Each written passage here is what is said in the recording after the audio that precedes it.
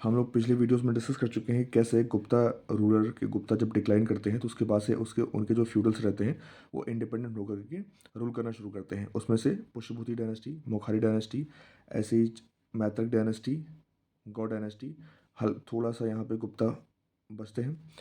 और उसके बाद हम लोग डिस्कस कर चुके हैं कि कैसे ही पुष्यभूति डायनेस्टी थानेसर से उठ करके मोखारी यानी कन्नौज से फिर रूल करने लगती है पॉलिटिकल क्राइसिस होने की वजह से। और फिर कैसे हर्षवर्धन 606 एडी में बैठते हैं। 606 एडी में बैठने के बाद इनका जो पॉलिटिकल एस्पेक्ट रहता है हम लोग वो भी कवर कर चुके हैं। पॉलिटिकल एस्पेक्ट में कैसे ये ईस्टर्न एरिया में शशांक को कैसे ये एलिमिनेट करते हैं, शशांक का यानी कि ये गौड़ वाला एरिया कैसे एलिमिनेट करते हैं, इसको अपने कब्जे में इसका अंडर में लेते हैं। फिर वेस्टर्न में मैत्रक डायनेस्टी से कैसे ये मैट्रिमोनियल रिलेशन करके इनको न्यूट्रलाइज कर देते हैं, मैत्रक डायनेस्टी से अपनी लड़की का शादी कर देते हैं हर्षवर्धन। और नॉर्थ में चाइना से इनका बेटर रिलेशन रहता है। और साउथ में पुलकेशन सेकंड यहाँ पे रूल कर रहे होते हैं। पुलकेशन सेकंड से यहाँ पर युद्ध होता है इनका, और जिसका डिस्क्रिप्शन हम लोग पढ़ चुके हैं कि एहोल इंस्क्रिप्शन में हम लोग को मिलता है। एहोल इंस्क्रिप्शन में हम लोग को इसके बारे में जानकारी मिलती है कि पुलकेशन सेकंड और हर्षा के बारे में युद्ध हुआ था। पिछले वीडियोस में सारी चीज़ हम लोग डिस्कस कर चुके हैं।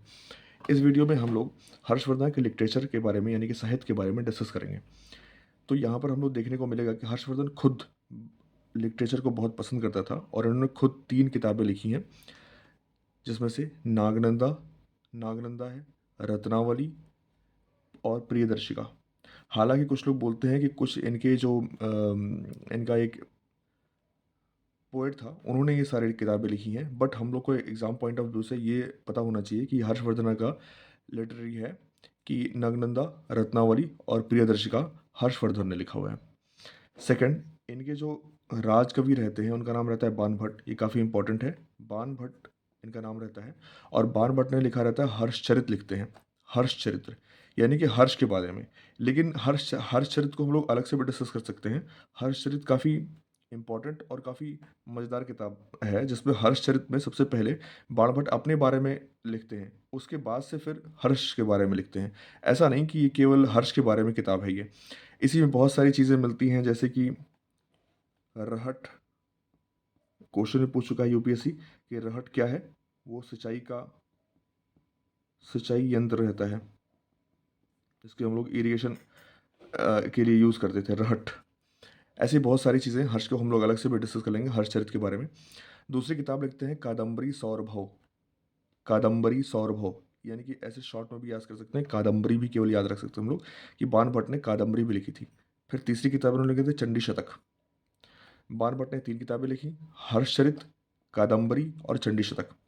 फिर इनके और एक पोएट रहते हैं, राइटर रहते हैं जिनका नाम रहता है मयूर। मयूर ने भी 2 किताबें लिखी, एक मयूर शतक लिखा, एक शूर शतक लिखा।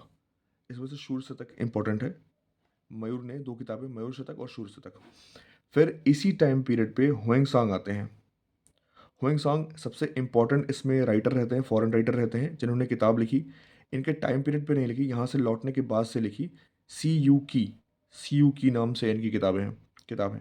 हुएंग सांग के बारे में तो हम लोग अलग से भी जानकारी ले लेंगे। हुएंग सांग एक्चुअली आते हैं, इनके नॉर्थ में चाइना रहता है, चाइना से इनका रिलेशन ठीक रहता है हर्षवर्धन का। चाइना में रूलर रहते हैं, वो रूलर हालांकि भेजते नहीं हुएंग सांग को, बट हुएंग सांग आते हैं खुद से। और यहाँ पर काफ़ी पूरे इंडिया के अलग अलग भाग में ही जाते हैं, ये केवल हर्षवर्धन के नहीं रहते हैं, ये इधर भी जाते हैं, गुर्जर प्रतिहार के बारे में भी लिखते हैं, ये हर्षवर्धन के टाइम पे भी लिखते हैं, ये चालुक्य के बारे में भी लिखते हैं, ये पल्लवास के बारे में भी लिखते हैं हुएंग सांग सुयू में। सो इतना था लिटरेरी साहित्य हर्षवर्धन टाइम पीरियड का। नेक्स्ट वीडियो में हम लोग आगे भी डिस्कस करेंगे इनका इकोनॉमिकल, मिलिट्री और अदर एस्पेक्ट जो भी रहे हैं हर्षवर्धन डायनेस्टी के। So thank you so much.